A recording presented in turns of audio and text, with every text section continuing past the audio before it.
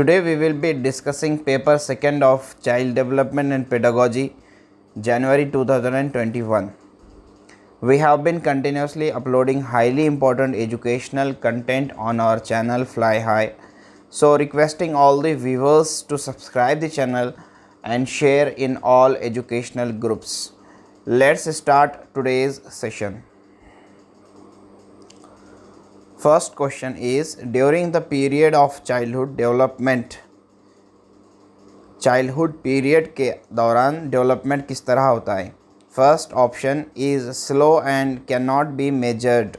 Second option is multi layered and complex. Third option consists only of quantitative changes. and the fourth option is disorderly and disjointed. The correct answer of this question is option number 2, that is during the period of childhood development is multi-layered and complex. Why? Because we know childhood development involves the biological, psychological and emotional changes. So we can say the development will be multi-layered and complex. All other options does not satisfy with the question, because the fourth option says disorderly and disjointed. इस तरह नहीं होता, disorderly और disjoint नहीं होता. Development कैसे होगा? फिर इसमें थर्ड ऑप्शन कैसे, consists only of quantitative changes. We cannot say that there will be only quantitative changes. Okay, so only quantitative changes भी हम नहीं कह सकते. First option is there, that is development is slow and cannot be measured. It may be fast, it may be slow. So that's why the second option, that is multi-layered and complex, is the most correct answer. Second question is, zone of proximal development is.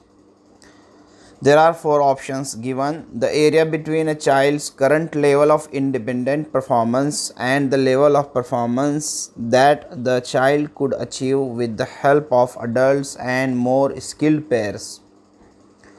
Second option, a range of tasks that the child should be able to do as per her age but cannot. The process where two individuals who begin with different understandings arrive at a shared understanding. Last option is there, the process in which children learn to perform tasks as set by the elder members in a society. See, the correct definition according to the psychology zone of proximal development says that a children can do any something but with the help of someone, that is there will be assistance needed. So the first option, that is the area between a child current level of independent performance and the level of performance that the child could achieve with the help of adults and more skilled peers. तो यहाँ होता ये है कि zone of proximal development के अंदर जो development होता है बच्चों का, साइकोलॉजिकल या इमोशनल या कॉग्निटिव, तो ये होता है इनका जो स्किल्ड पेयर ग्रुप्स होते हैं, यानी कि जो स्किल्ड लोग होते हैं, अडल्ट ग्रुप्स होते हैं, या कह लीजिए इनके जो टीचर होते हैं वो इन्हें असिस्ट करते हैं और इस तरह से उनको हेल्प करते हैं परफॉर्म करने में. तो जोन ऑफ प्रॉक्सिमल डेवलपमेंट में एक बात हमें हमेशा याद रखनी चाहिए कि यहाँ पर इंडिविजुअल जो है इंडिपेंडेंटली परफॉर्म नहीं कर सकता, किसी की मदद के बगैर परफॉर्म नहीं कर सकता. जोन ऑफ प्रॉक्सिमल डेवलपमेंट में हमेशा क्या चाहिए? असिस्टेंस चाहिए. ओके, ही और she can not gate perform independently. So the answer of this question is first option. According to Jean Piaget, children in formal operational stage, first option are capable of hypothetical deductive reasoning and propositional thought. Second option are bound by centration and irreversibility of thought. Third option cannot conserve, classify and seriate. Fourth option begin to engage in make believe and symbolic play. See, Jean पियाजे का जो formal operational stage है वो 12 से start होता है। Okay, this is the fourth stage. First stage में क्या है, सेंसरी मोटर स्टेज है जीन पियाजे की, जिसमें 0 to 2 ईयर्स कंसिडर किए जाते हैं। Then pre operational stage, then concrete operational stage, last जो स्टेज है वो है फॉर्मल ऑपरेशनल स्टेज। अब इसके अंदर क्या एक्वायर करता है बच्चा, डिडक्टिव रीजनिंग एक्वायर करता है। वो इसके अंदर उसके अंदर बच्चे के अंदर प्रोपोजिशनल थॉट जो है यहाँ पर प्रोसेस शुरू होता है। तो इसलिए हम ये कह सकते हैं कि इस स्टेज का जो मेन कैरेक्टरिस्टिक है वो पोजिशनल थॉट और हाइपोथेटिको डिडक्टिव रीजनिंग है।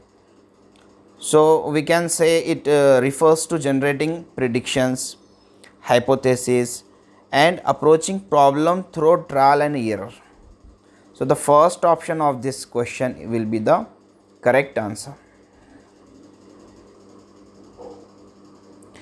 At which stage of Lawrence Kohlberg's theory of moral development do individuals believe that actively maintaining the current social system ensures positive human relationships and societal order?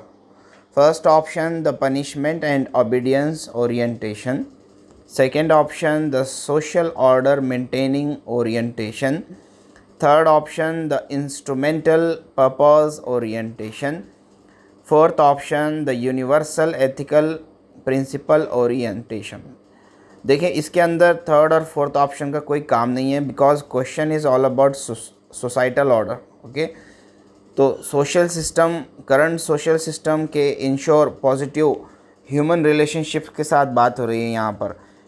Lawrence Kohlberg की जो theory है, उसकी जो moral development की theory है, इसके अंदर individual क्या बिलीव करता है, that's actively maintaining the current social system ensures positive human relationships and societal order. Where this happens in moral development theory? So this happens in the second option, that is social order maintaining orientation. This happens in the social order maintaining orientation, in which an individual acts in order to maintain the social order, such as doing duty or showing respect to authority. So this happens in the phase of social order maintaining orientation.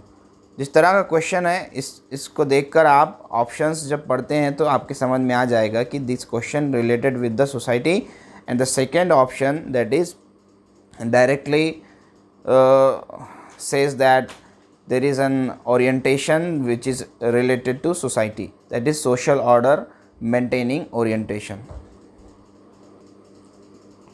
Which of the following is a correctly matched pair of type of intelligence and end state performance possibilities as per Howard Gardner's theory of multiple intelligences? See, the fourth option given here, that is bodily kinesthetic, that is end state performance possibility is there as athlete. This option matches, other options do not match here.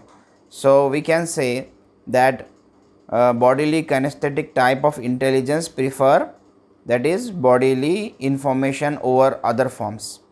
So इस type में होता क्या है कि learner जो है ज़्यादा से ज़्यादा हैंड मूवमेंट्स, उसके लेग मूवमेंट्स और अपनी पूरी एनर्जी के साथ क्या करता है, वो and state performance ability perform करता है, और उससे क्या बनता है, वो एथलीट बनता है। कब बनता है, that is and state performance possibility. जब वो बॉडीली काइनेस्थेटिक जो है परफॉर्मेंस शुरू करता है, तो इस एक्सरसाइज और इस प्रैक्टिस के बाद या तो वो स्पोर्ट्स पर्सन बन जाता है या फिर एथलीट बनता है। So the fourth option that is correct option. According to Vygotsky, language plays an important role in cognitive development of children. Children learn language through a language acquisition device. Children's cognitive development occurs in stages.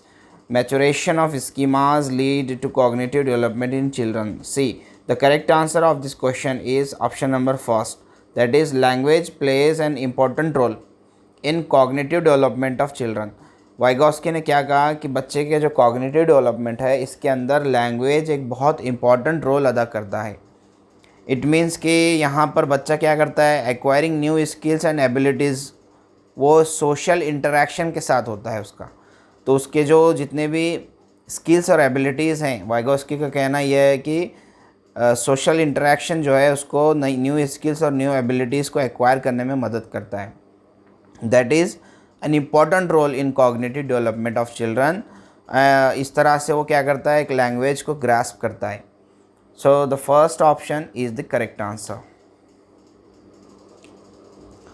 C, in a progressive classroom, assessment of learners during the process of teaching learning.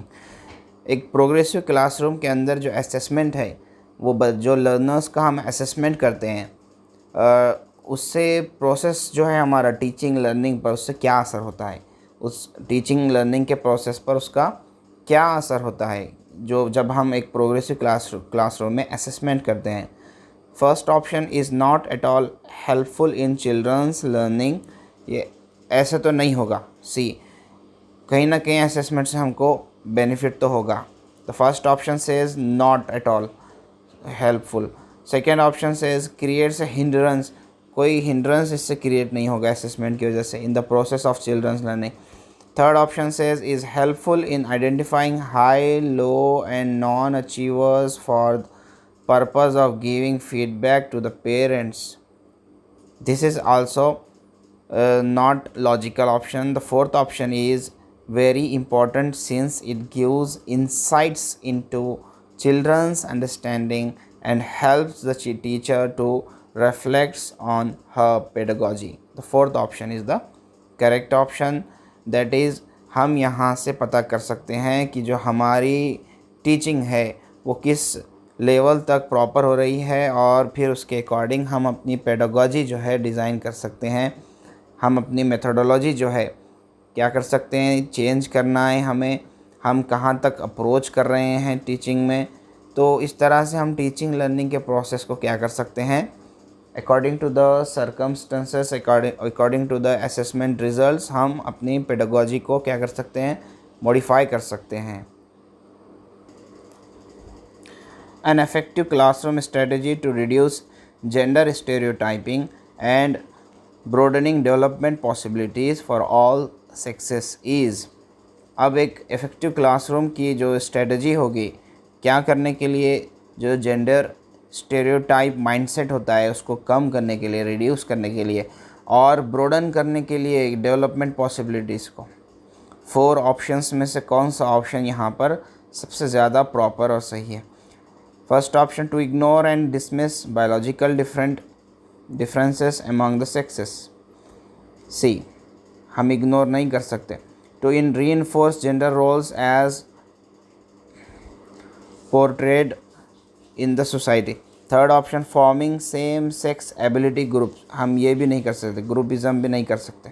The fourth option, forming mixed sex activity groups and promote discussion. हम यहाँ पर discussion को promote कर सकते हैं by forming groups.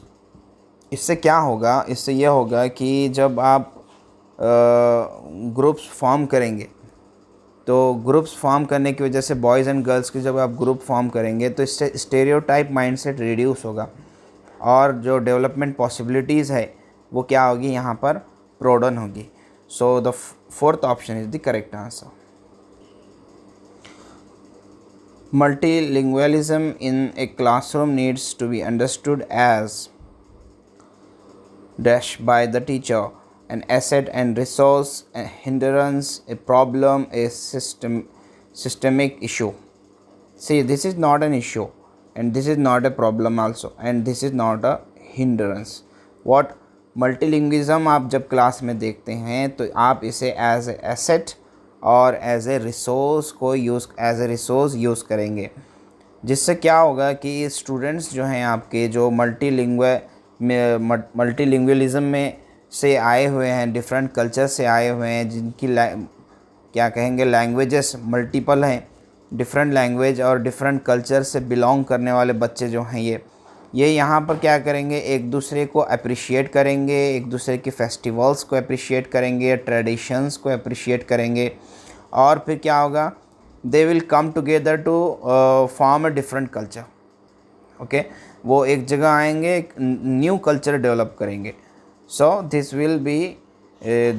Should be used as an asset and resource. A child centred classroom is one in which, ऐसी क्लासरूम जो चाइल्ड सेंटर्ड हो वो किस तरह की हो। There are 4 options, you can take some time and choose one answer.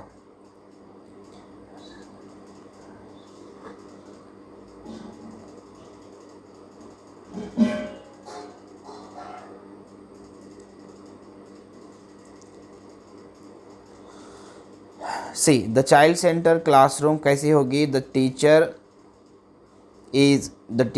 is flexible, the teacher is flexible and caters to needs of individual children।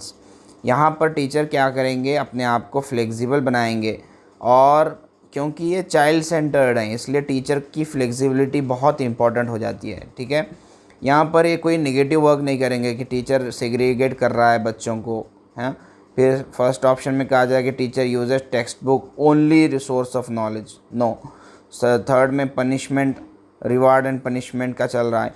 देखिए यहाँ क्या हो, टीचर फ्लेक्सिबल हो एंड ही शुड और she should caters to needs of individual children, जो भी particular needs होंगे students के उसके अकॉर्डिंग वो अपने आप को क्या करेगा, कस्टमाइज करेगा।